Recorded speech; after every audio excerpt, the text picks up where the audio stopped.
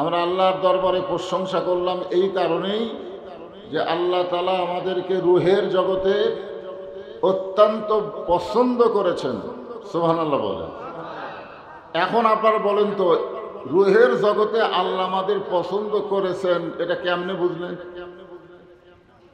রুহের জগতে আল্লাহ আমাদের পছন্দ করেছেন বলি দুনিয়ার জগতে আল্লাহ আমাদের মুসলমানের ঘরে কবুল করেছেন। জোরে কোন ঠিক কিনা?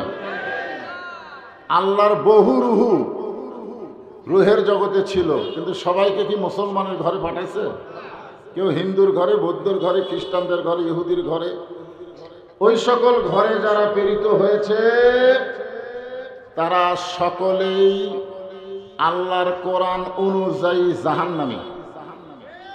আমার কথা না, আল্লাহ কোরআনে বলেছেন, ওমা ইয়াবতাগি গায়রাল ইসলামা দীনান ফালা ইউকবালা মিনহু। ইসলাম ছাড়া অন্য কোনো ধর্ম কেউ যদি গ্রহণ করে, আল্লাহ বলেছেন কখনোই তা কবুল করা হবে না। আল্লাহর দরবারে যদি কবুল না হয় তাহলে তাদের অবস্থা কি হবে চিন্তা করেন। আল্লাহ বলেছেন ইন্নাদ দীনা ইনদাল্লাহিল ইসলাম, যে মুসলমানের ঘরে মুসলমান হিসাবে আল্লাহ আমাদের কবুল করলেন, আমরা সে আল্লাহর উপরে খুশি না বেজার?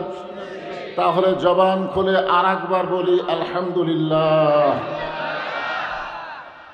আল্লাহ শুধু আমাদেরকে মুসলমানের ঘরে কবুল করে নাই, আমাদের ভাগ্য এত ভালো, আমাদেরকে বিশ্ব নবীর উম্মত হওয়ার মতন তৌফিক দিয়ে দিল। চিন্তা করে দেখেন, এই কপালের দাম আছে, আছে না নাই? হ্যাঁ, আমাদের কপাল এত ভালো যে আল্লাহ তাআলা বিশ্ব নবীর উম্মত হিসাবে আমাদের কবুল করলেন, যেই নবী নিজেই বলেছেন আমি ততক্ষণ পর্যন্ত জান্নাতে প্রবেশ করব না যতক্ষণ পর্যন্ত আমার উম্মতিনীকে আল্লাহ জান্নাত না দিবেন। এই কথা শোনার পরে সুবহানাল্লাহ যদি না বলেন।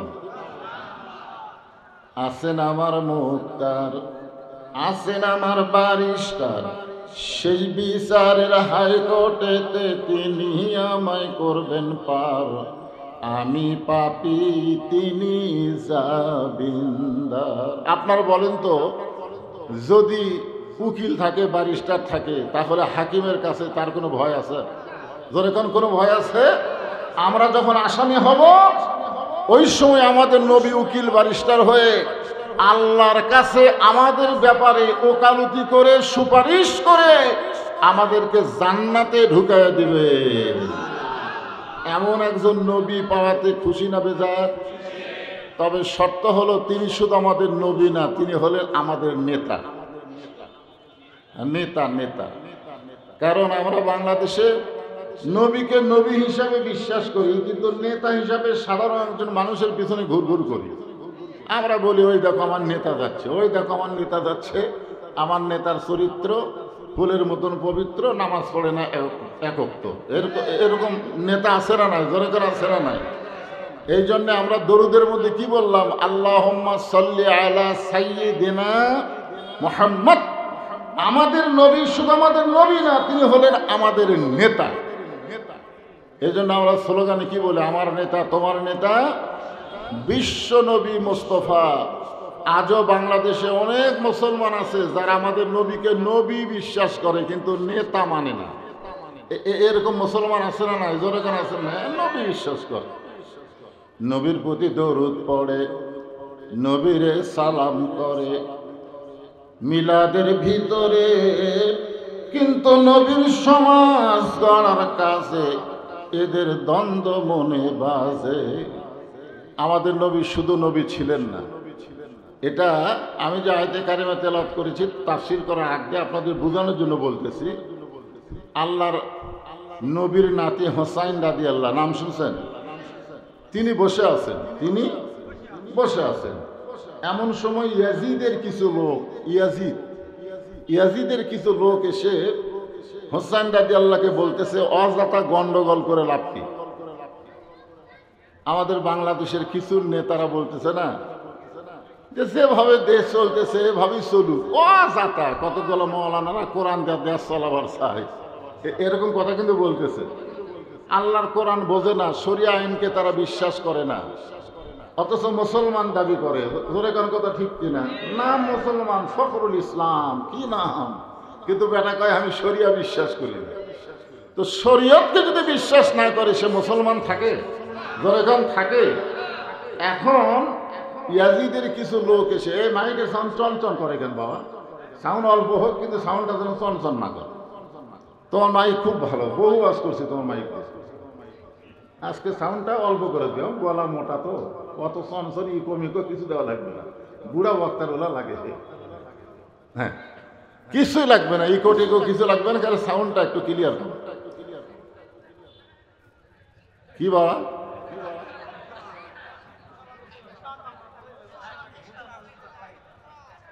মশা কামড়ায়?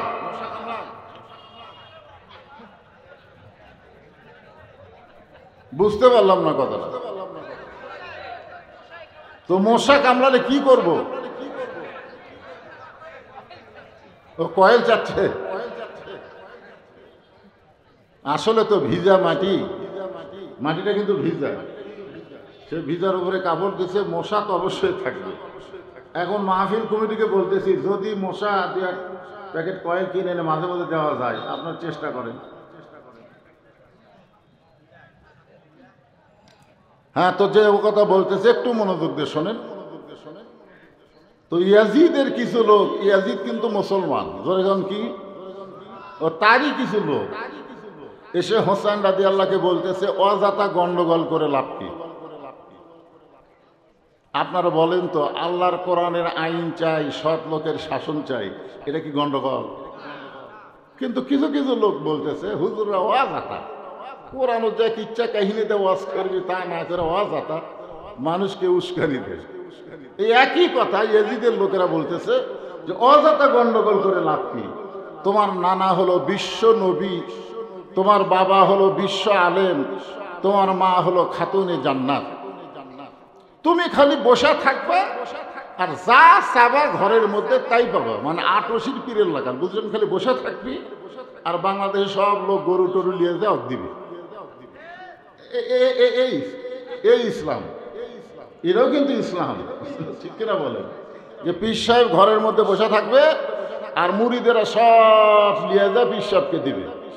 ইয়াজিদের লোকেরা বলতেছে খামাখা গন্ডগোল করে লাভ নাই তো, কারণ তোমার নানা হলো বিশ্ব নবী, চিন্তা করে দেখেন, তোমার বাবা হলো বিশ্ব আলেম, তোমার মা হলো খাতুনে জান্নাত, তুমি খালি ঘরের মধ্যে বসে থাকবা আর আমরা সব দিব, তুমি আরাম করে খাবা। এই কথা শোনার পরে হোসেন রাদিয়াল্লাহু দাঁড়িয়ে গেলেন। এই কথা শোনার পরে হোসেন রাদিয়াল্লাহু বসে থাকলেন না, তিনি দাঁড়িয়ে গিয়ে বললেন, রে ইয়াজিদের সামসারা। আসলে বলা কি লাগতো, কি বলতেছে? রে ইয়াজিদের সামসারা। এখন বাংলাদেশে কিছু দলের সামসা আছে না নাই? ধরে আছে না নাই? রে ইয়াজিদের সামসারা, তোরা যদি আল্লাহর বান্দা হতি তাহলে আমার নানাকে শুধু বিশ্ব নবী বলতি না, আমার নানা হলো বিশ্ব নেতা। তোরা নবী বলবি আর নেতা হিসাবে ইয়াজিদের পিছনে ঘুরঘুর করবি, আবার দরুদ পড়বি আল্লাহুম্মা সাল্লি আলা সাইয়্যিদিনা। দরুদের মধ্যে নেতা ঠিক আছে, কিন্তু কার্যক্ষেত্রে নেতা না। রেজিদের চামচারা, আমার বাবা শুধু বিশ্ব আলেম নয়, আমার বাবা হলো বিশ্ববীর। আমার মা শুধু খাতুনে জান্নাত নয়, আমার মা হলো ফাতেমাতুজ জোহরা। তোমরা একটা বলবা, একটা বাদ দিবা। আমার নানাকে নবী বলবা, নেতা বলবা না। আমার বাবাকে আলেম বলবা, বীর বলবা না। আমার মাকে খাতুনে জান্নাত বলবা, কিন্তু জোহরা বলবা না। ইসলামের এক অংশ মানবা, এক অংশ মানবা না। এরা পুরোপুরি মুসলমান না, এরাই হলো মুনাফিকের জাত। জোরে বলেন কথা ঠিক কিনা? আজকে যারা আমরা এখানে বসেছি, আমরা নবীকে শুধু নবী বিশ্বাস করি না, আমাদের নেতা হিসাবে বিশ্বাস করি, ঠিক কিনা বলেন? এই জন্য আল্লাহ বলেছেন, লাকাদ কানা লাকুম ফি রাসূলিল্লাহি উসওয়াতুন হাসানাহ। হুসাইন বলতেছে, আমার নানা যদি শুধু নবী হইতো, মক্কার কাফেরেরা আমার নানাকে বহু প্রস্তাব দিয়েছে। মুহাম্মদ সাল্লাল্লাহু আলাইহি সাল্লাম আল্লাহ তোমাকে যে কোরআন শরীফ দিয়েছে, এ কোরআন তুমি ঘরের মধ্যে তেলাওয়াত করো। আমরা চারিধার দাঁড়িয়ে দাঁড়িয়ে সারা রাত শুনবো, তুমি যা চাইবে আমরা বিনিময়ে তাই দিব। তোমরা কোরআন শরীফ খালি ঘরের মধ্যে পড়বা, এটা সুবহানাল্লাহ বলা যাবে না তো। খালি মাদ্রাসার মধ্যে কোরআন, খালি মসজিদের মধ্যে কোরআন। বাংলাদেশের ইয়াজিদের দলেরা চায় মাদ্রাসার মধ্যে কোরআন থাক, মসজিদের মধ্যে কোরআন থাক, আর সংসদ মানুষের আইন দিয়ে চলুক। ওরা বলে পবিত্র সংবিধান, পবিত্র সংবিধান। ডক্টর কামাল সিগারেট খাসে ন্যাংটা হইয়া সংবিধান লেখছে, আর ওইটার নাম কোনোদিন পবিত্র সংবিধান হতে পারে না। পবিত্র সংবিধান হলো আল্লাহর কোরআন। জোরে বলেন কথা ঠিক কি না? হ্যাঁ, দু একজন কয় না সংবিধানের বাহিরে কিছু করা যাবে না। সংবিধান মানুষের তৈরি লেখা, ওইটা দিয়ে মানুষ চলবে, আর বাহিরে কিছু করা যাবে না। অথচ আল্লাহর কোরআন যে আমাদের সংবিধান, নুনাজ্জিলু মিনাল কোরআনি মা হুয়া শিফাউ ওয়া রাহমাতুল লিল মুমিনিন, সব সমস্যার সমাধান। যারা বলবেন না মরার 3 দিন আগে জবান থাকবে না, মরার 3 দিন আগে জবান চলে গেলে কলমা পড়ে পারবেন। তো এই জন্যে কোরআনের পক্ষে কথা বলা লাগবে। আমি যে আয়াতে কারিমা তেলাওয়াত করলাম, তারই বাংলা স্লোগান হলো দিতে পারে আল কোরআন সব সমস্যার সমাধান, আল কোরআনের আলো সংসদে জালো, কোরআন হাদিস যেখানে দুনিয়ার মুসলমান লিল্লাহে তাকবীর। আলহামদুলিল্লাহ। মোটামুটি শরীরের বাদন টাদন মশা টশা সরা লাগবে তো, এরকম তাকবীর দিলে মশা থাকবি মাশাআল্লাহ। তারপরেও বলবো মাহফিল কমিটিকে 2-1 ডজন কয়েল দিয়ে আসেন, কয়েলের দাম তার খুব বেশি না, ওই কয়েল দিয়ে আসেন। ওই গরুর গোয়ালের মধ্যে যেটা দেয় ওটাকে মশার গোষ্ঠী চলে যাবে। নিম পাতা কয়েল। হ্যাঁ, তো যেটা বলতেছে একটু খেয়াল করেন যে আমার নানা যদি শুধু নবী হতো তাহলে আমার নানাকে কেউ কিছু বলতো না। কারণ আবু জেহেল উতবা সাহেবারা বলেছিল যে আপনি ঘরের মধ্যে কোরআন শরীফ পড়েন, আমরা কোরআন শরীফ শুনবো, আমরা কোরআন শুনবো। আবু জেহেল তো এই কথাও বলেছে, এত সুন্দর কোরআনের বাণী, রাতটা কোন দিক দিয়ে গেল আমি বুঝবারই পারিনি। দেখছেন, কোরআন শুনতে তো ভালোই লাগে, কিন্তু আল্লাহ বলেছেন সামিনা ওয়া তাআনা, খালি শুনলে হবে না, এটা ধরা লাগবে, এটা ধরা লাগবে। আজকে যদি সবাই কোরআনকে ধরতাম, বাংলাদেশের প্রাইমারি ভিক্ষা করে চালানো লাগতো, মাদ্রাসার বিল্ডিং কোনোদিন ভিক্ষা করে করা লাগতো না। জোরে কোন কথা বলে ঠিক কিনা? আজকে আমরা সবাই কোরআন ধরিনি বলে একদম বাগডম ঘোলাডম সাথে ঢাক ঢোলক ঝাদর বাজে, ওর বিল্ডিং সরকার করে দেয়। 90% মুসলমানের দেশে কোরআনের ঘর করতে গেলে মানুষের কাছে সিমেন্ট ভিক্ষা চাওয়া লাগে। জোরে কোন কথা ঠিক কিনা? এই কোরআনকে ধরা লাগবে, কোরআন ধরলে ওলা একদম চলবি, ওরা খুঁটি চলে যাবি। আয়রা আইটি লাই ভরা দিয়ে লালে গেল বোয়াল মাছে, তাই না দেখে ভোদন নাচে, এই কি কি আপনার সন্তানকে নষ্ট করতেছেন, মিথ্যা শিক্ষা দিয়ে মাসুম বাচ্চাকে আপনি নষ্ট করতেছেন। আসেন আল্লাহর কোরআন। নবী তখন কি বললেন? নবীকে তারা প্রস্তাব দিল, আপনি যদি চান ওই বুড়ি বউ বাদ দিয়ে ছুঁড়ি বউ দেওয়া হবে। আপনি যে বিয়ে করছেন 25 বছরের যুবক, 40 বছরের বিধবারে, ওইটা তো এখন বুড়ি হয়ে গেছে, তো ওইটারে বাদ দিয়ে একটা যুবতী বউ দেওয়া হবে। যদি আপনি চান মক্কার মধ্যে আপনাকে ধনী করে দেওয়া হবে, যদি আপনি চান ঘরত বসে থাকে যা খাবার চাবেন তাই হবে। আল্লাহ রাসূল কি বললেন? তোমরা যেটা দিবার চাইলে সেটা তো দূরের কথা, যদি আসমানের চাঁদ আমার ডান হাতে দাও, সূর্য বাম হাতে দাও, কোরআন ঘরে থাকার জিনিস না, আল কোরআনের আলো সব জায়গায় জ্বলান লাগবে। জোরে গান কথা ঠিক না? এই কোরআন ঘরে থাকবে না, শুধু মসজিদ মাদ্রাসার মধ্যে থাকবে না, আল্লাহর কোরআনকে সব জায়গায় নিয়ে যাওয়ার দরকার আছে না নাই? জোরে গান আছে না?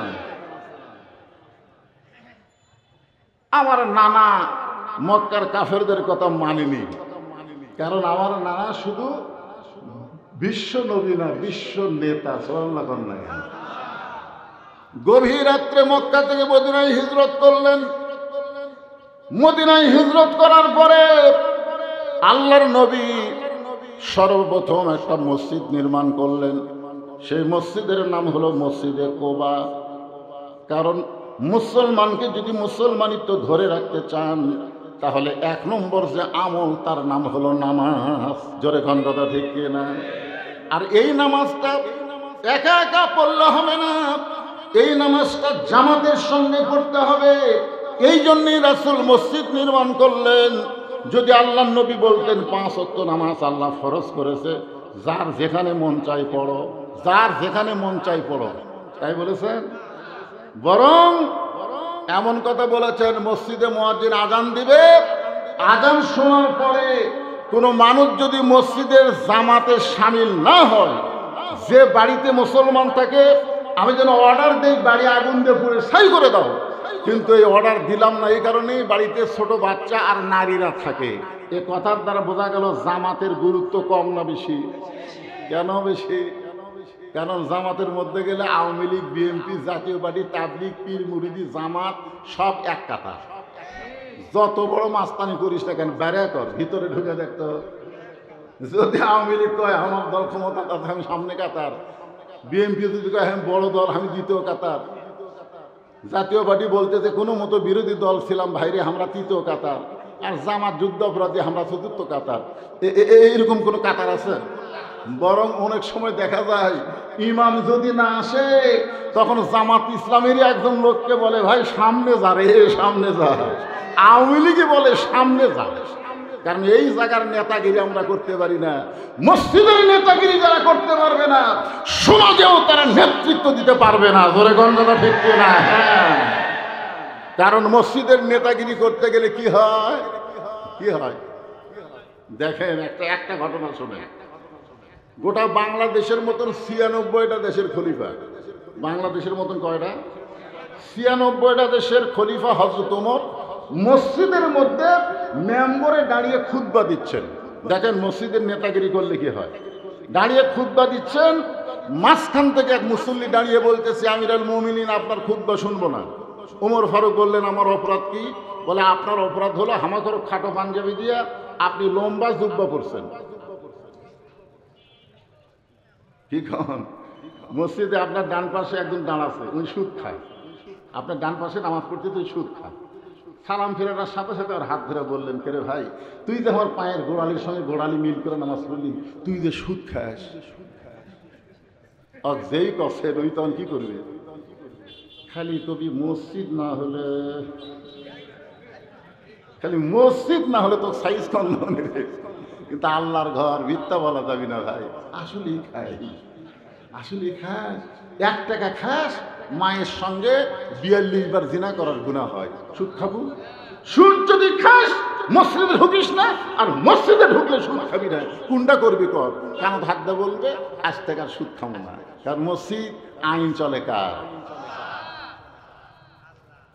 সবাইকে খাটো পাঞ্জাবি দিয়ে আপনি লম্বা জুব্বা পরে খুতবা দিচ্ছেন।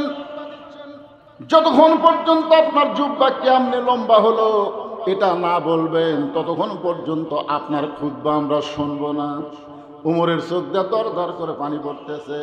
এমন সময় আব্দুল্লাহ ইবনে ওমর ফারুকের পাশে গিয়ে বলতেছে, রে নবীর সাহাবীরা, তোমরা খাটো পাঞ্জাবি হলেও তো তোমরা নতুন পোশাক পরে নামাজ পড়তে আইছো, কিন্তু আমার দিকে তাকায় দেখো আমার পরনে নতুন কোনো কাপড় নাই। ওসমান গনি বলে, আব্দুল্লাহ আজকে জুমার দিনে তুমি নতুন কাপড় না পরে তুমি পুরাতন কাপড় কেন পরলে? আব্দুল্লাহ বলতেছে, আমি যদি আজকে নতুন কাপড় পরতাম তাহলে আমার বাবার জুব্বা লম্বা হতো না। দুনিয়ার সবাই যখন ঘুমাইছে তখন আমার বাবা চুপি চুপি আমার দরজায় গিয়ে ডাকতেছে, আব্দুল্লাহ। আব্দুল্লাহ বলে, আমি দরজা খুলে তাকায় দেখি বাবার হাতে একটা পাঞ্জাবি। আমি আশ্চর্য হয়ে বললাম, বাবা বাইতুল মাল থেকে আমার একটা পাঞ্জাবি দিছে, আর একটা গভীর রাত্রে দিবারাইছেন। সঙ্গে সঙ্গে ওমর ফারুক আল্লাহর কোরআন তেলাওয়াত করলেন, ইন্নাল্লাহা ইয়ামুরুকুম আন তুআদ্দুল আমানাতি ইলা আহলিহা ওয়া ইযা হাকামতুম বাইনান নাস আন তাহকুমু বিল আদল। আব্দুল্লাহ রে, একটা পাঞ্জাবি পাইছিস আর একটা দিবার আসিনি বাবা, এইটা আমার ভাগে পড়েছে। এখন তুই বল এই খাটো পাঞ্জাবি পরে আমি কেমনি খুতবা দেই? তোর পাঞ্জাবিটা আমাকে দান করে দে। আব্দুল্লাহ বলে, গভীর রাত্রে আমার পাঞ্জাবি আমার বাবাকে দান করে দিয়া বাবার পিছনে পিছনে রওনা দিলাম। বাবা ঘরের মধ্যে ঢুকে তার পাঞ্জাবি আমার পাঞ্জাবি একত্র করে বাবা লম্বা জুব্বা পরে খুতবা দেয়। এখন বলো বাবার খুতবা শোনা যায় কি না যায়? সমস্ত সাহাবেরা কান ধরে বলে, আল্লাহর কোরআন দিয়ে যখন রাষ্ট্র চলবে এমন ভালো মানুষকে মুসলমানেরা নেতা হিসাবে দেখতে পাবে। আল্লাহর কোরআন দিয়ে যখন রাষ্ট্র চলবে তখন যা ইচ্ছা তাই করার কোনো সুযোগ। রাসূল মসজিদে কুবা নির্মাণ করলেন মদিনায় গিয়া, কারণ আল্লাহ কোরআনে বলেছেন আল্লাযীনা ইম্মাক্কান্নাহুম ফিল আরদ আকামুস সালাত। মুসলমানের মধ্যে কাউকে যখন ক্ষমতা দেওয়া হবে তার 1 নম্বর দায়িত্ব হলো নামাজ কায়েম করা। আমাদের বাংলাদেশে নামাজ আছে কিন্তু কায়েম নাই। ধরে কারণ কি নাই? কায়েম নাই। কারণ নামাজ কায়েম হলে 3টা পুরস্কার আপনি সাথে সাথে পাবেন। 3টা পুরস্কার কি পাবেন? সাথে সাথে পাবেন। 1 নম্বর পুরস্কার হলো ইন্নাস সালাতা তানহা আনিল ফাহশাই ওয়াল মুনকার। একমাত্র নামাজই পারে মানুষকে যাবতীয় বেহুদা এবং খারাপি কাজ থেকে দূরে রাখতে। আপনার যুবক ছেলের হাতে যতই মোবাইল থাক আপনার কোনো টেনশন থাকবে না। ও যদি 5 ওয়াক্ত নামাজ পড়ে তাহলে আপনি বিশ্বাস করবেন ও খারাপ কিছু দেখবে না। খারাপ কিছু দেখতে গেলেই ওর ঈমান বলবে কেউ না দেখলেও আমার আল্লাহ দেখতেছে। জোরে কোন কথা ঠিক কিনা? হ্যাঁ, আজকে যুবকদের হাতে মোবাইল, ওরা যদি বেনামাজি হয় এদের চরিত্র ধ্বংস হয়ে যাচ্ছে, এদের যৌবন নষ্ট হয়ে যাচ্ছে। এই জন্য আগে আমাদের বাংলাদেশে কোরআনের শাসন আসলে নামাজ কায়েম হবে। জোরে কোন কথা ঠিক কিনা? ফালিয়াবুদু রাব্বা হাযাল বাইত। ওই ঘরের মালিকের যদি গোলামি করো, নামাজ পড়ো, সঙ্গে সঙ্গে তোমাদের 2টা পুরস্কার দেওয়া হবে। আল্লাযী আত'আমাহুম মিন জু'ইন ওয়া আমানাহুম মিন খাউফ। তোমাদের রিজিকের কোনো পেরেশানি করা লাগবে না। কখনো মনে করা লাগবে না আমেরিকা ভারত, ভারত আমেরিকা নয়, মুসলমানের রাজ্জাক হচ্ছে আবার আল্লাহ। জোরে কোন কথা ঠিক কিনা? আসমান থেকে রিজিক দেওয়ার মালিক কে? আর 2 নম্বর হলো আতামাহুম মিন জু'ইন ওয়া আমানাহুম মিন খাউফ। তোমাদের কোনো ভয় করা লাগবে না। ওরা বোমা বানাচ্ছে, ওরা পারমাণবিক বোমা বানাচ্ছে, ওরা অস্ত্র বানাচ্ছে। ভারত থেকে বলতেছে 3 দিকে ভারত, একদিকে সাগর, মাঝখানে বাংলাদেশ। আমরা যদি আক্রমণ করি বাংলাদেশ 1 দিনের মধ্যে শেষ করে দেব। আমরা বলি তোদের অ্যাটম থাকবে, হাইড্রোজেন থাকবে, নমরুদের আগুনের মতন জ্বলবে ঠিকই, ইব্রাহিমকে জ্বলবার পারবে না। জোরে কর কথা ঠিক কিনা? তোদের বোম থাকবে, বাংলাদেশে পড়বে ঠিকই, কিন্তু আল্লাহ হুকুম দিবে ফুটিস না। জোরে কর কথা ঠিক কিনা?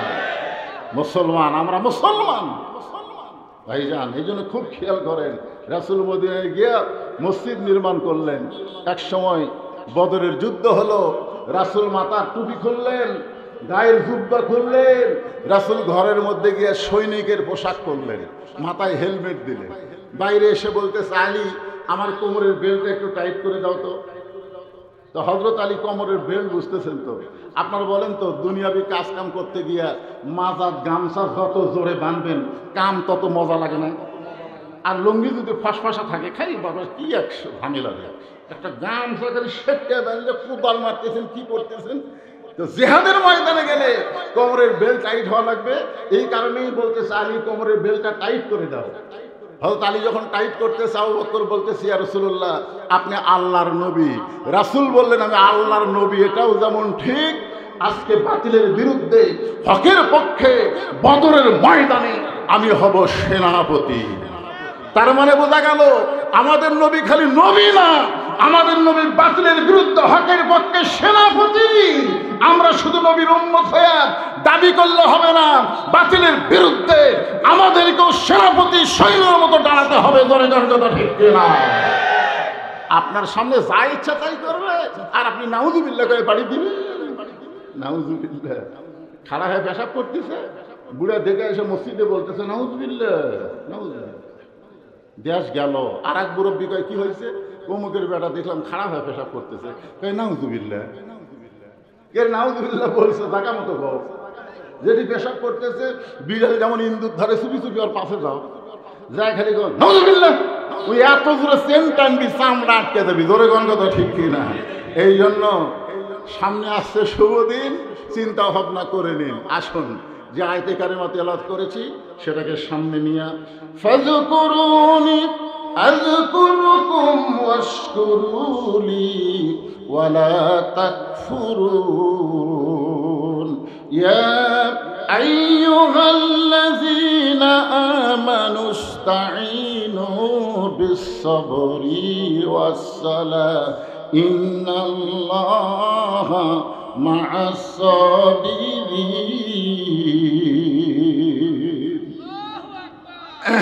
আল্লাহ বলতেছে তোমরা আমার জিকির করো, আমিও তোমাদের জিকির করব। তোমরা আমার শুকর গুজারি বান্দা হও, তোমরা কুফরি করো না। রে আমার ইমানদার বান্দারা, আমার কাছে যদি কিছু পাবার চাও, কিছু যদি তোমরা চাও, আস্তাইনু যদি তোমরা কিছু পাবার চাও, তাহলে বিসবরি ওয়াস সালাহ, ধৈর্য আর নামাজের ভিতর দিয়া সালাহ। যে আয়াতে কারিমা পড়লাম তার বাংলা অর্থ আপনাদের শোনাই দিলাম। এখন আসেন, হোসাইন বলতেছে আমার নানা শুধু বিশ্ব নবী না, আমার নানা হলো বিশ্ব নেতা। যেরকম বিশ্ব নেতা, যে দিকে যাবেন সেই দিকে আমাদের নবী আছে না নাই? যেরকম আছে না নাই? আপনি দেখেন তো বাংলাদেশের যত নেতা আছে, তো এইগুলো নেতা দেখবেন বাহিরে ভালোই নেতা, কিন্তু বউয়ের কাছে ভালো। একদিন নবীর নয়টা বউ, একটা বউ না, একই টাইমে নবীর 9টা বউ ছিল। 9টা বউ একত্র হয়ে নবীকে বলল, নবী গো, আমাদের 9 জন বিবির মধ্যে আপনি সবচাইতে বেশি ভালোবাসেন কাকে?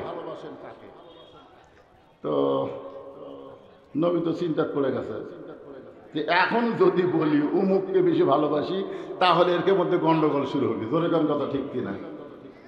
তো আল্লাহ রাসূল বললেন, এমন এক কঠিন প্রশ্ন করছো যেটা আজকে আমি বলতে পারবো না, এটা আগামীকাল সকালে বলবো। এই কথা নবী বলে বউদেরকে বললেন তোমরা যাও। রাত যখন গভীর হয়ে গেছে, নবীর চোখে তার ঘুম নাই, কারণ সকালে তো বলা লাগবে। এখন নবী এক টোপলা খেজুর নিয়ে আয়েশার ঘরে গিয়ে বলতেছে, আয়েশা বলে, হুজুর আমি জানি আপনি আমাকেই বেশি ভালোবাসেন। রাসূল বলে, ভালোবাসার কথা বলবো সকালে, এখন তোমাকে 2টা খেজুর দিলাম, তুমি যেন কাউরে করো না। হাফসার ঘরে ডাক দিয়ে বলতেছে, হাফসা তোমারে 2টা খেজুর দিলাম, তুমি যেন কাউরে করো না। ময়মুনার ঘরে ডাক দিয়ে বলতেছে, তোমারে 2টা খেজুর দিলাম, তুমি যেন কাউরে করো না। উম্মে সালমার ঘরে ডাক দিয়ে বললেন, তোমারে 2টা খেজুর দিলাম, তুমি কাউরে করো না। জয়নাবের ঘরে ডাক দিয়ে বললেন, তোমারে 2টা খেজুর দিলাম, কাউরে করো না। প্রত্যেকটা বিবির ঘরে যায় 2টা করে খেজুর দিলেন, আর শর্ত দিলেন কাউরে দান করো না। পরদিন সকালবেলা 9 বউ ঘিরে ধরে বলতেছে, হুজুর এখন বলেন কাকে সবচাইতে বেশি ভালোবাসেন? আল্লাহ রাসূল বললেন, গত রাত্রে যাকে 2টা খেজুর দিছি তাকে সবচাইতে বেশি ভালোবাসে। সব বউ খালি মাথা ঝোঁকায় কেন? তাহলে স্বামী হিসাবে আমাদের নবী কয় নম্বর? আমার বাবা হিসাবে কয় নম্বর? নানা হিসাবে কয় নম্বর? গরিব হিসাবে কয় নম্বর? আবার খাদিজার কাছে যদি শোনেন, তাহলে একজন কর্মচারী হিসাবেও নবী ছিলেন 1 নম্বর। সব দিকে নবীকে 1 নম্বরে পাওয়া গেছে, যার কারণে আল্লাহ বলেছেন, লাকাদ কানা লাকুম ফি রাসূলিল্লাহি উসওয়াতুন হাসানা। সফলতা যদি অর্জন করতে চাও, তাহলে দুনিয়ার সবাইকে বাদ দিয়া মুহাম্মদ রাসূলকে তোমাদের আদর্শের নেতা হিসাবে গ্রহণ করে না।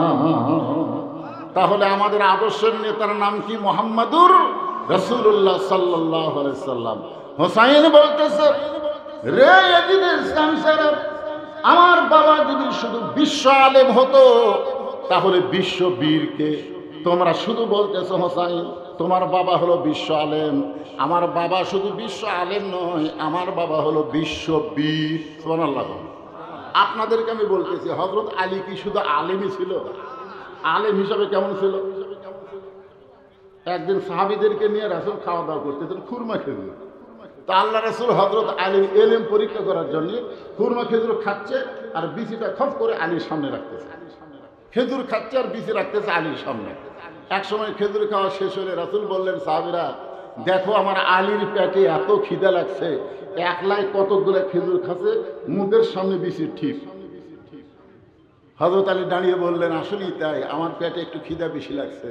কিন্তু আপনাদের কাছে আমার প্রশ্ন হলো, খিদা কার বেশি, যে বিচি বার করে খায় না বিচি সহ খায়?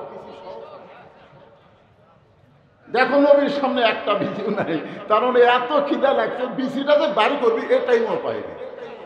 সঙ্গে সঙ্গে রাসূল বললেন, আনা মাদিনাতুল ইলমি ও আলী ও বাবহা, আমি হচ্ছে এলেমের শহর, আলী হচ্ছে তার দরওয়াজা। জোরে কান সুবহানাল্লাহ।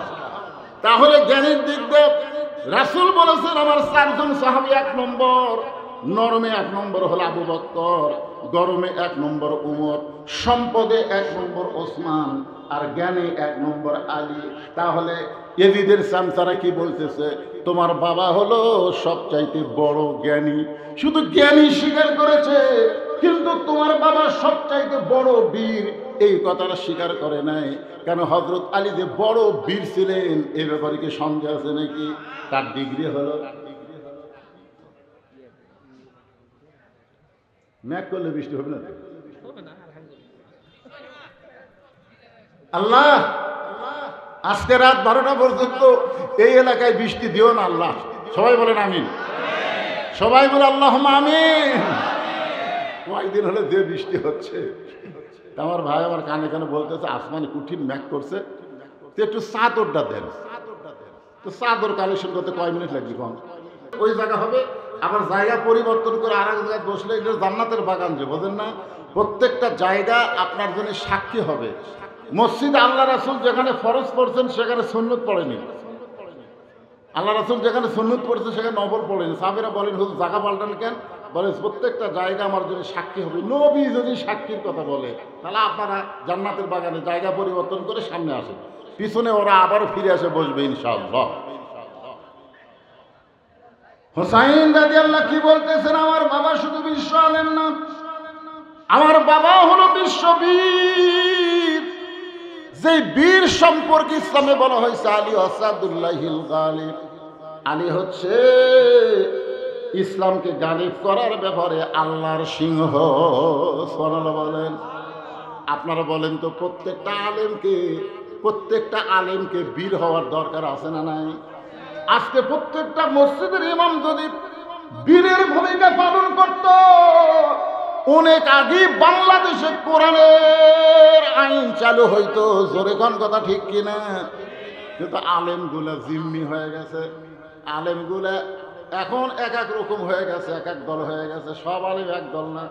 একজন মুরব্বী বলেছিল জীবিত ব্যাং কি জানি পল্লাত মাপা যাবি খান। জীবিত ব্যাং যদি জানি পল্লাত মারতে চাও, পোলাই যাবে না, একটা তুই যার একটা লাভ মারবে। আলেমরাও সেরকম জীবিত ব্যাঙ্গের মতন একত্র হচ্ছে না। কিন্তু এবার মনে হয় একটু ভাব ভালো বোঝা যাচ্ছে, কারণ গোটা বাংলাদেশ ওয়াজ করতেছি, যা দেখতেছি আল্লাহ পাক যা দেখাচ্ছেন সব দেখা হলো শেষ। আগামীতে আল্লাহর বান্দারা দেখবে কোরআনের বাংলাদেশ। জোরে গান ঠিক কিনা? এই যে মানুষের মনের মধ্যে একটা আশা জাগছে যে সারা জীবন শুধু কোরআনের ওয়াজ শুনলাম, কোরআনটা আসলে বাস্তবে কেমন এইটা একটাবার দেখলে কেমন হয়। কারণ বিএনপির একজন নেতা বলেছিল 2001 সাল থেকে 2006 সালে জামাত ইসলামে 2 জনকে আমরা মন্ত্রিত্ব দিয়েছিলাম। 5 বছর পরে মন্ত্রিত্ব যখন চলে গেল, তখন তাদের পিছনে অনুবীক্ষণ যন্ত্র দিয়ে খোঁজা হলো, 1 টাকার দুর্নীতি পাওয়া গেল না। তার মানে বোঝা গেল আল্লাহর কোরআন দিয়ে যারা রাষ্ট্র চালাবে তারা কোনোদিন দুর্নীতি করবে না, তারা কোনোদিন বাংলাদেশের টাকা বিদেশে পাচার করবে না। বাংলাদেশ থেকে 2,40,000 কোটি টাকা এই বাংলাদেশ থেকে পাচার করেছে আওয়ামী লীগ সরকার। ওই টাকা যদি বাংলাদেশে থাকতো, আমাদের বাংলাদেশ সোনার বাংলাদেশ হয়ে যেত। ধরে কোন কথা ঠিক কিনা? ভাইজান একটু মনোযোগ দিয়ে শোনেন। তিহমার প্রান্তরে আল্লাহর নবী যখন আলোচনা করতেছেন আলী যে আসাদুল্লাহিল গালিব, এটা বোঝানোর জন্য বলতেছি। তিহমা প্রান্তরে নবী যখন সাহাবীদের সামনে আলোচনা করতেছেন, এমন সময় নবীর চোখ দিয়া দর দর করে পানি পড়তেছে। ওসমান গনি বলে, ইয়া রাসূলুল্লাহ, এত সুন্দর আলোচনা করতেছেন হুজুর, কিন্তু আপনার চোখ দিয়ে কেন পানি পড়তেছে? আল্লাহ রাসূল বলে, আল্লাহ পাক আমাকে জানাইলো মক্কার সবচাইতে বড় বীর যার নাম হলো আমর। নামটা খেয়াল করবেন, নাম হলো আমর। কাবা শরীফ শুয়ে কসম করে বলেছে, শপথ করে বলেছে, মুহাম্মাদের কাল্লা না কাটা পর্যন্ত আমি দুনিয়ার কোনো খাদ্য খাবো না। দুনিয়ার কোনো খাদ্য খাবো না। সে আমর আমি নবীকে হত্যা করার জন্যে মক্কা থেকে রওনা দিয়েছে, আমি নবীকে হত্যা করার জন্যে। আমরের ব্যাখ্যা হলো প্রতি সন্ধ্যায় 20 কেজি খাবার খায়, প্রতি সন্ধ্যায় 20 কেজি খাবার খায়। আর জেহাদের ময়দানে যায়, সেই তরবারির ওজন হলো 3.5 মণ।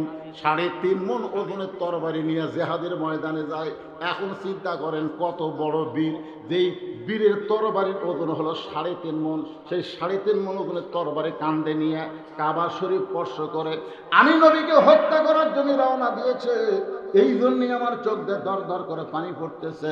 ওসমান গনি বলে, ইয়া রাসূলুল্লাহ, হুজুর তাহলে আপনি দোয়া করেন, আপনি দোয়া করেন আমর আসার আগে আল্লাহ যেন আমরের হাত পাও অবশ করে দেয়, যেরকম আমরা দোয়া করতেছি।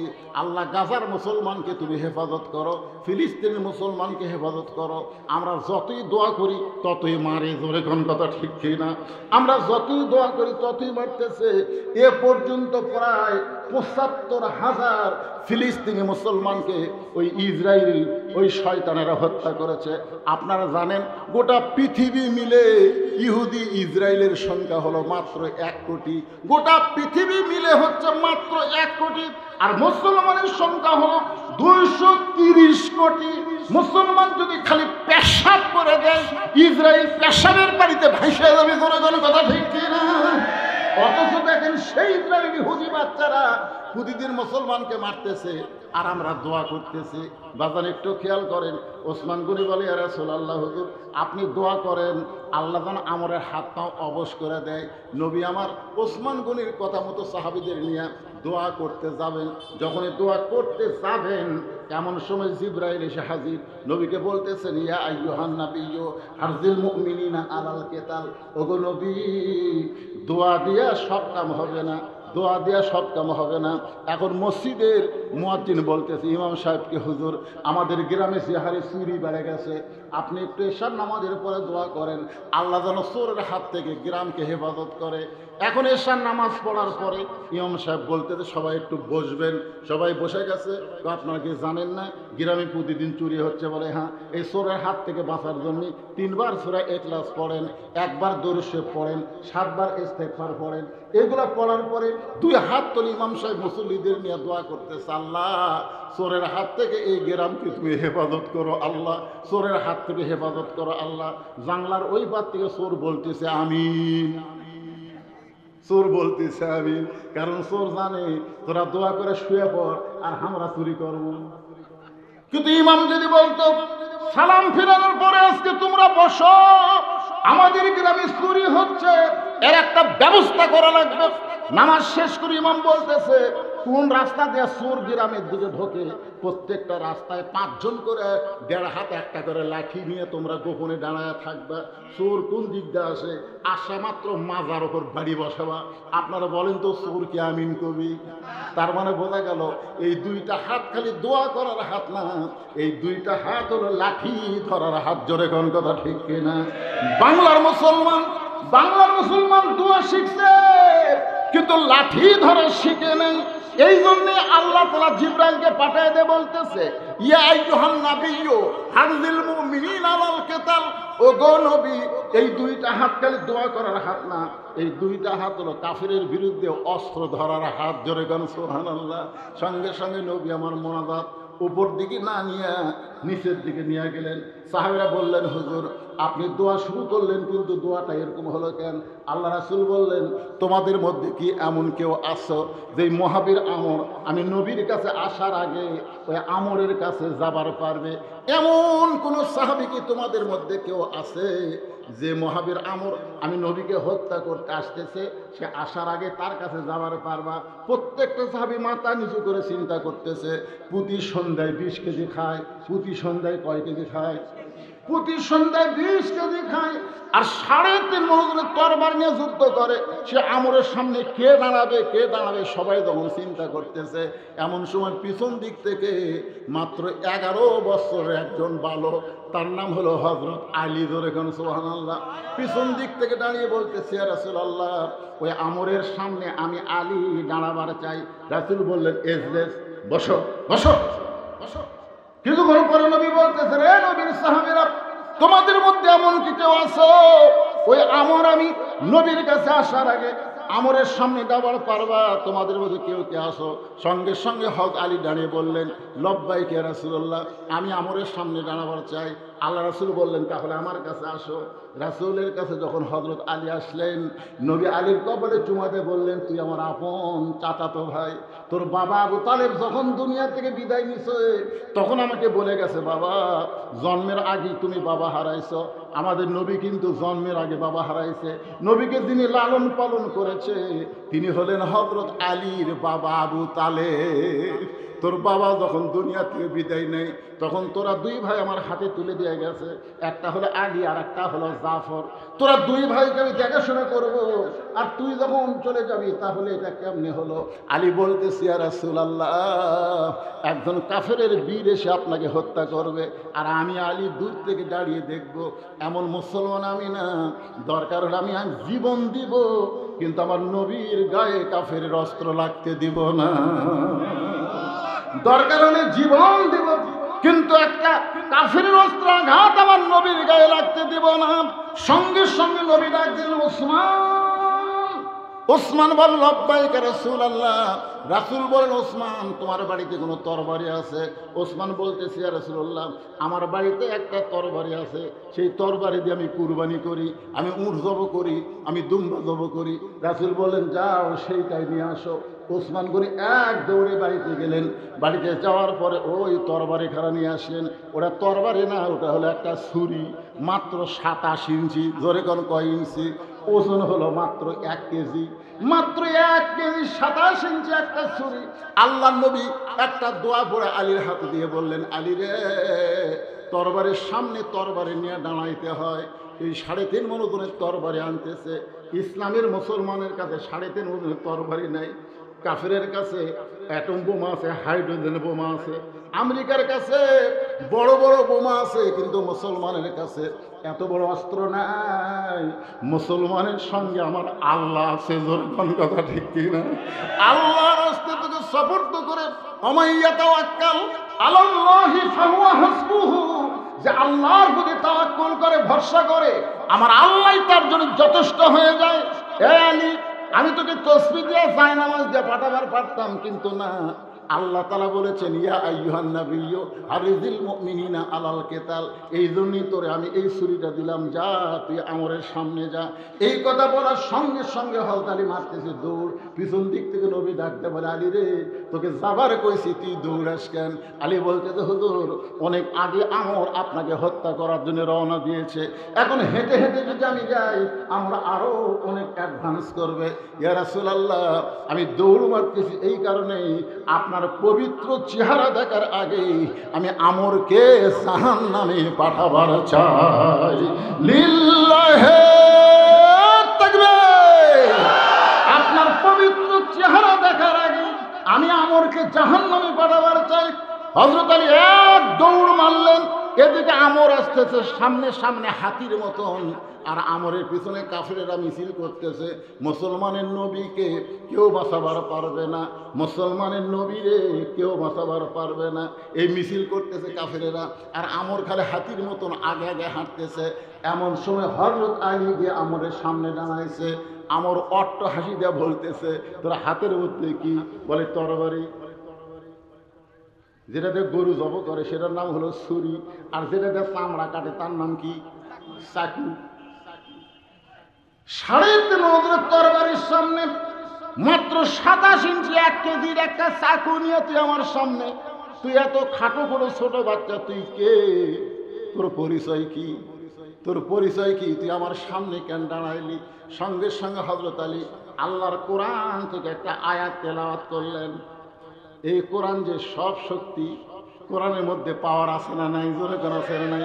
এই কোরআনকে একটা আয়াত তেলাওয়াত করে ওই ছুরির মুখে একটা ফু দিলেন। ছুরির মুখে একটা ফু দিয়া আমরের সামনে একটা মাটিতে দাগ দিলেন। ওই ছুরি দিয়া 27 ইঞ্চি তরবারি দিয়া আমরের সামনে একটা দাগ দিয়া আমরের দিকে তাকায় বললেন, কে রে কাফেরের পাটা, তুই কত বড় বাপের বেটা, আল্লাহর নবী তো হত্যা করা দূরের কথা, এই দাগটা ড্যাঙ্গায় খালি এক ধাপ সামনে যা, এই দাগটা ড্যাঙ্গায় তুই এক ধাপ সামনে যা। এ হাঁককে বলা হয় হায়দারি হাঁক। ধরে কারণ কি হাঁক? মুসলমানের যদি অস্ত্র না থাকে, মুসলমানের তকবীর আছে না নাই? লিল্লাহে তাকবীর। আপনি জানেন এই যে ভারতের গুজরাটে মোদি যখন কষায় ছিল, মোদি যখন প্রধানমন্ত্রী ছিল না, ওই গুজরাটের মুখ্যমন্ত্রী ছিল, ওই সময় মুসলমান আর হিন্দুর একটা দাঙ্গা লাগছিল, আপনাদের মনে আছে? এই দাঙ্গা লাগছে, অনেক মুসলমানকে কিন্তু ওই সারা মোদি মারছে, যার কারণে বলা হয় মোদি কষায়। তখন মুসলমানেরা একটা আন্দোলন করতেছে, একটা হিন্দু মেয়ে 3 দিন ধরে গড়াগড়ি করতেছে, পেটের বাচ্চা হয় না, পেটের বিষে গড়াগড়ি করে পেটের বাচ্চা হয় না।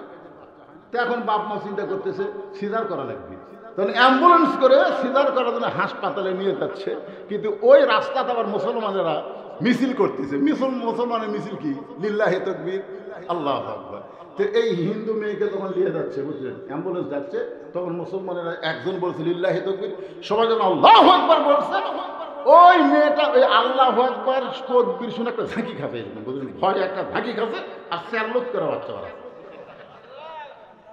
বাপ মাও কয় খেলি 3 দিন হলে গড়াগড়ি করতেছে, বাচ্চা হয় না, আর মুসলমানের তকবীরই বাচ্চা হলো। অ্যাম্বুলেন্স ঘুরে বাড়িতে নিয়ে গেছে, বলতে তো আমাকে ভগবানের কোনো পাওয়ার নাই, এই জন্যই তো ওরা খালি নমো নমো করতেছে, তারপরে মানুষা করতেছে, এ করতেছে, সে করতেছে। তারপরে আবার যদি পানি ডুবাই, আমি এক হিন্দু বললাম, কে রে ভাই, এত ভোগ দিলি, এত খাবার দিলি, এত সম্মান করলি, তাকে আবার ডুবাইলি কেন? আমাকে ধর্ম এইরকমই করে দিল, আমরা যা আদর করি তাকে আবার থাপড়াই।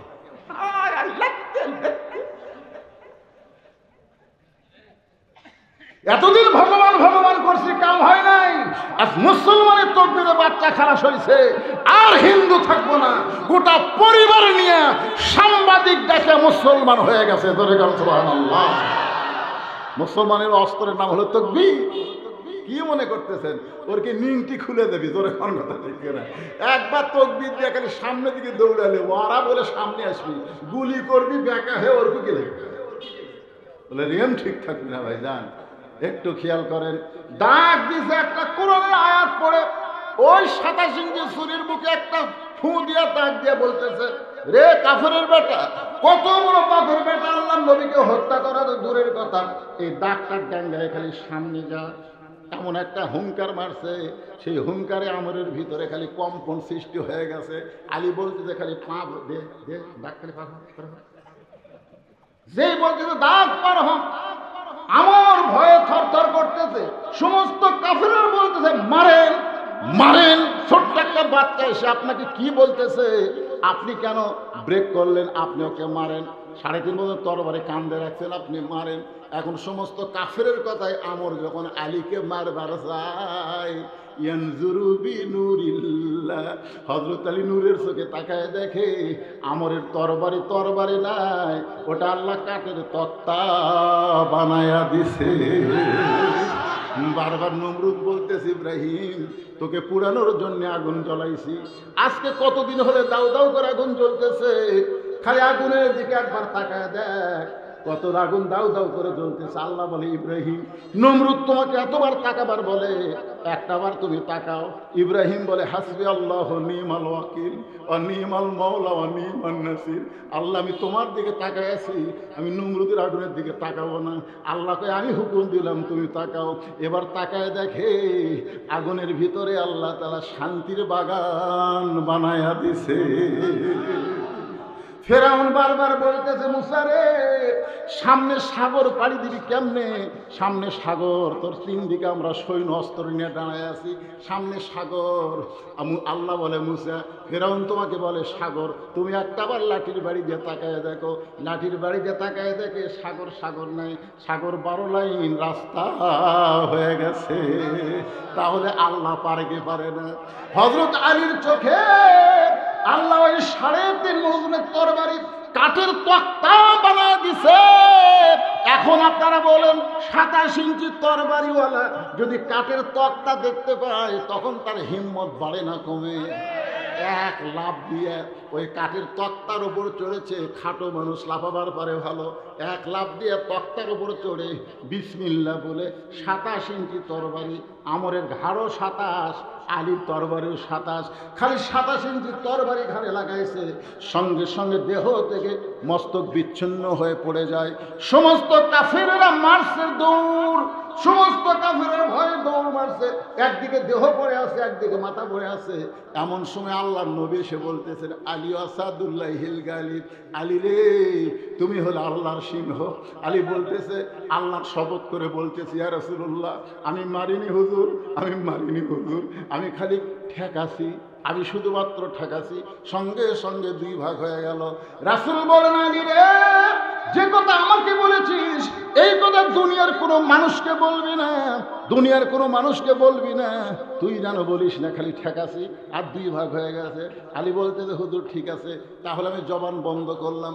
আলী জবান বন্ধ করলো, কামুজ দুর্গের দরজা হ্যাঁচকা টান মাইরা আলী যখন ঢাল বানালো, চিন্তা করে দেখেন, যে দরজা খুলতে 100 জন লাগে, লাগাইতে 100 জন লাগে, সেই দরজা হ্যাঁচকা টান মারছে, বাম হাতে ঢাল হয়ে গেছে। সমস্ত কাফেররা ভয়ে দৌড় মারছে। এত বড় বীর, এত বড় দরজা যে ঢাল বানাতে পারে, সে তো মানুষ না। সব কাফের যখন ভয়ে দৌড় মারছে, তখন হযরত আলী দরজাটা ফাইলে দিছে। 80 গজ দূরে গিয়ে দরজা পড়ছে, 80 গজ দূরে গিয়ে দরজা পড়ছে। মুসলমানের নবীর কাছে গিয়ে বলতেছে, ইয়া রাসূলুল্লাহ আজকের জিহাদের ময়দানে আলীর কারণেই আমরা জয়লাভ করেছি, আলীর কারণে আমরা জয়লাভ করেছি। আল্লাহ রাসূল বলতেছে, রে মুসলমানেরা সাবধান হও, আল্লাহ ইজা যা নাসরুল্লাহ ওয়াল ফাত, আল্লাহ তাআলা পক্ষ থেকে বিজয় হয়। সাহাবীরা বলতেছে, হুজুর আমরা নিজে দেখলাম আলীর কারণে আমরা বিজয় লাভ করেছি। কিছুক্ষণ পরে হযরত আলী যখন নবীর কাছে, আলী বলতেছে, ইয়া রাসূলুল্লাহ আমি একটা কামুল দুর্গের দরজা হ্যাঁচকা টান মারছি, দরজা হাতের মধ্যে আইছে, ওরা ভয়ে দৌড় মারছে, আমি দরজা ফেলা দিতে 80 গজ দৌড়ে গিয়ে পড়ছে। রাসূল বলে, সত্য? আলী বলতেছে 100 বার সত্য। রাসূল বলতেছে, আলী চিন্তা ভাবনা করে বলো। আলী বলতেছে, হুজুর আপনি যদি বিশ্বাস না করেন তাহলে আমার সঙ্গে কষ্ট করে একটু চলেন। নবী বলতেছেন, চলো যাই। আগে আগে আল্লাহর নবী পিছনে পিছনে আলী হাঁটতেছে। দরজার কাছে গিয়ে বলতেছে, আলী এই দরজা নাকি? বলে হ্যাঁ। তাহলে তুমি কি করছো? বলে ওই দরজা টান মারছি, কামুজ দুর্গের দরজা হ্যাঁচকা টান মারছি, দরজা খুলে হাতত আইছে, ওরা ভয়ে দৌড় মারছে, ফেলা দিতে 80 গজ দৌড়ে গিয়ে পড়েছে। আল্লাহ রাসূল বলে, ঠিক আছে একটু আমারে উঠে দেখাও। হযরত আলী দরজার কাছে যায়, দরজা তুলতে পারে না, নিজে নড়ে কিন্তু দরজা নড়ে না। রাসূল বলে, আলীর খবর কি? বলে, হুজুর কি দেখতেছি, এই দরজা যে আমি আর নড়াবার পারতেছি না।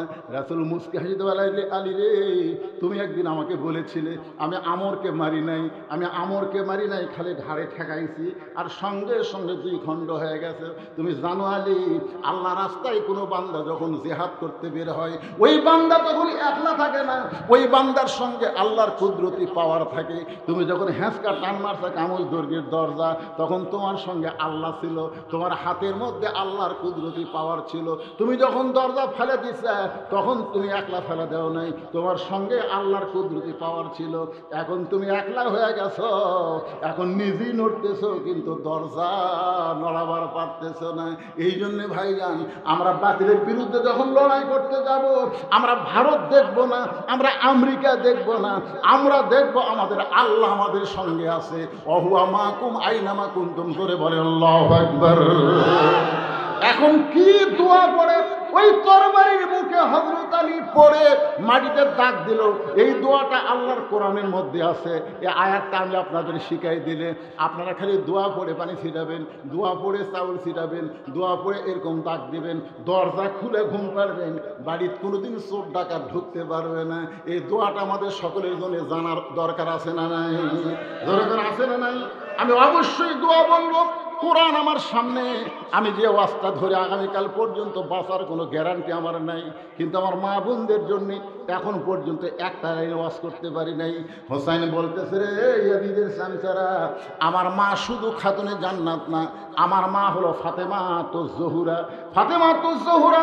আমার মায়েরা শুনলেন, নবী একদিন ঘরের মধ্যে ঢুকে ফাতেমাকে ডাক দিয়ে বললেন, ফাতেমা তোমার কি কখনো মনে হয় তুমি জান্নাতে যাবে? তোমার বাবা বিশ্ব নবী বলে আল্লাহ তোমাকে জান্নাত দেবে। ফাতেমা মুসকে মুসকে হাসে আর বলে, বাবা আপনি বলেন কি? আপনি নবীদের নবী, বিশ্ব নবী, আর আপনার মেয়ে হওয়ার কারণে আল্লাহ আমাকে জান্নাত তো দিবেই। রাসূল বলে, ফাতেমা এটা তুমি ভুল বুঝেছো মা, নবীর মেয়ে হওয়ার কারণে আল্লাহ তোমাকে জান্নাত দেবে না। জান্নাতে যদি যাবার চাও তাহলে জান্নাতের আমল করে তোমাকে জান্নাতে যেতে হবে। ফাতেমা কান্দার বলে, বাবা জান্নাতে যাইতে গেলে কি আমল করা লাগবে? আল্লাহ রাসূল বললেন, মাত্র 4টা আমল করা লাগবে। 1 নম্বর হলো নামাজ, 2 নম্বর হলো রোজা, 3 নম্বর স্বামীর কথা মতো চলা, আর 4 নম্বর সতীত্বের হেফাজত পর্দা করা। ও ফাতেমা, এই 4টে আমল যদি করতে পারো 8টা জান্নাত আল্লাহ তোমার জন্য বরাদ্দ দিবে। ফাতেমা বলতেছে, বাবা এই 4টে আমলের মধ্যে সবচাইতে গুরুত্বপূর্ণ আমল কোনটা? রাসূল ব্যাখ্যা করে বুঝাই দিলেন, 24 ঘন্টায় নামাজ পড়া লাগবে না, 24 ঘন্টার মধ্যে 5 বার নামাজ পড়ো, তাহলে নামাজের হক আদায় হবে। সারা বছর রোজা রাখা লাগবে না, 1 মাস রোজা রাখলে রোজার হক আদায় হবে। স্বামীর খেদমত সবসময় করা লাগবে না, স্বামী যদি খেদমত চায় তাহলে খেদমত করা লাগবে। খেদমত যদি চায়, আমার কথা কি বুঝলেন? স্বামী যদি খেদমত চায়, স্ত্রী যদি কোনোদিন ইচ্ছা করে আপনার খেদমত করে, তাহলে বুঝবেন প্রতিভক্তি। এই জিনিসটা খেয়াল করে শোনেন। হঠাৎ যদি কোনোদিন স্ত্রী আপনাকে খুবই ভক্তি করতেছে, দেখবেন আপনার কপাল টিপতেছে, বাতাস করতেছে, পায়ে লোক টানতেছে, এ করতেছে, সে করতেছে, আপনাকে আদর করতেছে, আপনি বুঝবেন ওই কিছু একটা অন্যায় করবে। আপনি যদি বলতেছেন, কে গো তুমি আমাকে এত ভালোবাসতেছো, কারণ কি? আপনার পায়ের তলায় আমার রান্না, ভালোবাসো না মানে? এত ভালোবাসছিল কারণ কি? এই ভালোবাসা করতে করতে একসময় কান্না শুরু করছে। স্বামী বলে, কান্দো কেন? বলে, এমনি এমনি কান্দতেছে। স্বামী কয়, তুমি আমাকে এত খেদমত করতেছো, আবার কান্দো কেন? কি জন্য কান্দো? এই কান্দার কারণ বললে আপনি বিশ্বাস করবেন। স্বামী বলে, বিশ্বাস করো না মানে? তুমি আমার সোনার বউ, বলো কি হয়েছে? বলে, আমার কান্দার কারণ হলো তোমার বুড়া বাপ আর বুড়ি মা। আমার কান্দার কারণ হলো তোমার বুড়া বাপ আর বুড়ি মা। তুমি বুড়ি মা আর বুড়া বাপের সঙ্গে যদি থাকতে চাও তাহলে আল্লাহ রাস্তা আমার বাপের বাড়ি পেড়ে দাও। আর যদি আমাকে নিয়ে তুমি জান্নাতের সংসার করবার চাও, এরকম খেদমত নিবার চাও, তাহলে বুড়া বুড়ি বাদ দাও। অমা আলাইনা ইল্লাল বালাক। এখন তুমি কুন্ডা করবা কও? অতি ভক্তির বুঝে ফেলেন। এখন আপনি কি করবেন? আপনি চিন্তা করে আছেন, কি করি, বউ ছাড়ি না বাপ মা ছাড়ি, বউ ছাড়ি না বাপ মা ছাড়ি। এমন সময় আল্লাহর কোরআন বলতেছে, লিয়াবলুয়াকুম আইয়ুকুম আহসানু আমালা। হে মুসলমান, উত্তম আমলের পরীক্ষা করা হবে। ওয়াসাইনাল ইনসানা বিওয়ালিদাইহি ইহসানান হামালাতুহু উম্মুহু, আল্লাহু আকবার, ওয়া কাদা রাব্বুকা আল্লা তা'বুদু ইল্লা ইয়্যাহু ওয়া বিল ওয়ালিদাইনি ইহসানান। তুই যদি বউ ছাড়া দে সকালবেলা, বিকালে বউ পাবি। বউ যদি তোর সকালে মরে, বিকালে বিয়ে করে পারবি। কিন্তু ওই বাপ মা যদি মরা যায়, কিয়ামত পর্যন্ত কানলেও বাপ মা পাওয়া যাবে না। আর বাপ মায়ের মনে কষ্ট দিয়ে নামাজ পড়, রোজা কর, হজ কর, যাকাত দে, তুই জান্নাত পাবি না। তুই এখন কোনটা করবো কর? তখন চিন্তা করতেছে, কে রে, এই বউ আমার বাপ মায়ের বিরুদ্ধে বললো, এক ছাড়ে দিলে তো বইয়ের অভাব নাই। রাগ করে বলতেছে, শোন, তোর ব্যাগপত্র যা আছে গুস্তর, তোর 3 তালাকের গাড়ি করে তোর বাপের বাড়ি পেড়াতে মরে। তোর মতন বউ মরলে ছাড়া দিলে আমার বউয়ের অভাব নাই। বউ দৌড়েছে, মা ধরে বলতেছে, আসলে আপনি আল্লাহর ওলি গো, পরীক্ষা করলাম। পরীক্ষা করলে দেখবেন যেদিন হঠাৎ বউ বেশি ভক্তি করবি, সেই দিনই একটা অন্যায় কাম করবি। তোর কোনো কথা ঠিক না। এই জন্য রাসূল বলেছেন, স্বামী যখন খেদমত চায় তখন খেদমত করো। কারণ আমরা আলু কিনে তুছি 100 বস্তা, ভাই আলুর দাম না। এখন আমি চিন্তা করতেছি, আলু প্রতি 1 বস্তা খরচ পড়ছে 1300, দিবার চাচ্ছে 300, 1000 টাকা লস। এই চিন্তা করতেছি, আর বউ এসে ঘোষ ঘোষ ঘোষ ঘোষ করতে। তুই বুঝিস না এখন আমার মনের মধ্যে চিন্তা, তুই যতই প্রেম কর হবি। স্বামী যখন কবি আলগা মনে তো আনন্দ আছে, আসো খেলা করি, তখন খেলা হবি। ওবাই দলের মতন খেলবার গেলে হবি না তো, আর মাজার বল নাই, কোন কথা ঠিক কি না? ওই স্টেজের উপর উঠতে পারে না, কোনো মতো তুলে দিছে, আর বেটা ভাই খেলা হবে, খেলবার গেলে মালার বল লাগবে। এইবার এশিয়া কাপ খেলার দেখেনি বাংলাদেশ, হায় হায় কি মার খাওয়ায় খাতে ভাই, শালাকের মাজার নাই বল, এরা তাই খেলবে। এক ছেলে দেখে, আমার গ্রামের এক ছেলে বাংলাদেশের জার্সি ফুটতেছে, পরিষ্কার না, এরকম মাজা মরা, এরা মাজা মরা। মাজা মরা খেলবার গেলে হবে না। স্বামীরও মন যেদিন ভালো থাকবে সেই দিন খেলা হবে। মন ভালো না থাকলে যতই চেষ্টা করো খেলা হবি না। এ কথা কন না কেন, কথা কন না কেন? এই খেলা বুঝতে পারেন নি, মা বোনেরা ঠিকই বুঝতেছে। হ্যাঁ, আল্লাহ রাসূল বললেন, ফাতেমা 24 ঘন্টায় একটা আমল করতে হবে, সে আমলের নাম হলো পর্দা। এই পর্দাটা 24 ঘন্টায় করতে হবে। পর্দা ছাড়া নারী নামাজ পড়তে পারবে না। ঘরের কোনায় যদি একা একা নামাজ পড়ে, তারপরও মেয়েটাকে পর্দা করে নামাজ পড়া লাগবে। ঠিক কিনা বলেন? আপনারা বইরা যখন নামাজ পড়ে কি দেখেন? কেমন হয় নামাজ পড়ে? দেখবেন আগে তো একটা মাথার উপর ওড়না দেয়, তার উপর আবার একটা ঘুমটা দিয়ে তারপরে নামাজ পড়ে। এই জন্যে রাসূল বলেন, ফাতেমা মেয়েদের সবচাইতে গুরুত্বপূর্ণ আমল হলো পর্দা। ফাতেমা বললেন, বাবা তাহলে এই মুহূর্তে আমি পর্দার মধ্যে ঢুকে গেলাম।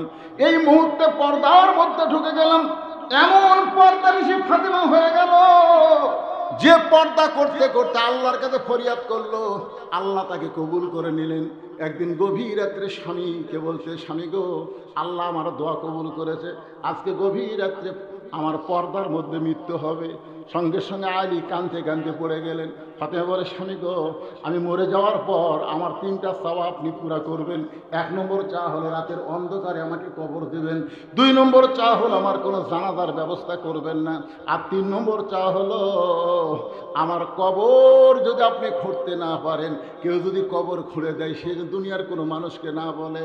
আমার চা হলো আমার লাশটা আপনি খাটনিতে তুলবেন না, কারণ 4 জন মানুষ খাটনি কান্দে নিবে, এমন 4 জন মানুষ আমার দুনিয়াতে নেই।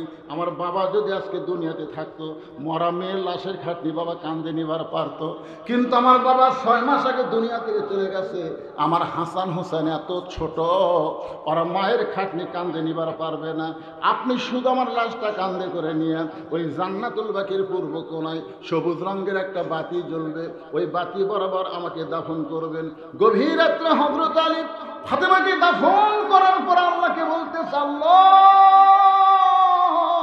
তোমার বান্দি ফাতেমা এমন পর্দা করলো, পর্দার মধ্যেই দুনিয়া থেকে বিদায় নিল, আবার পর্দার মধ্যেই তাকে কবর দেওয়া হলো, তার পর্দাকে তুমি কবুল করে নাও। এ দোয়া করার পরে তাকায় দেখে সামনে কয়েকটা পুরাতন কবর দেখা যায়। এইমাত্র যেই কবর দিছে হযরত আলী নতুন, ফাতেমার সেই কবর নাই। নতুন কবর গেল কোন জায়গায়? গোটা জান্নাতুল বাকি হযরত আলী দৌড়ায় বলে, ফাতেমার কবর, ফাতেমার কবর। কে যেন ডাকতে বলে, আলী রে, ফাতেমা পর্দা নিশি, আমি আল্লাহ জহুরা ডিগ্রি দিয়ে তার কবরটাকে কিয়ামত পর্যন্ত পর্দা করে দিয়েছি।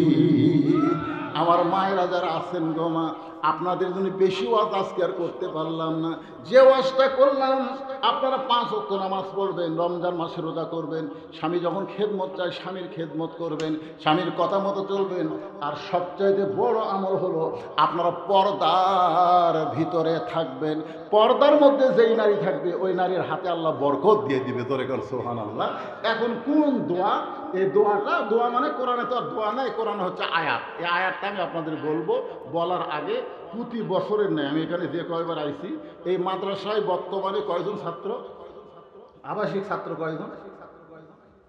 70টা কোরআন শরীফ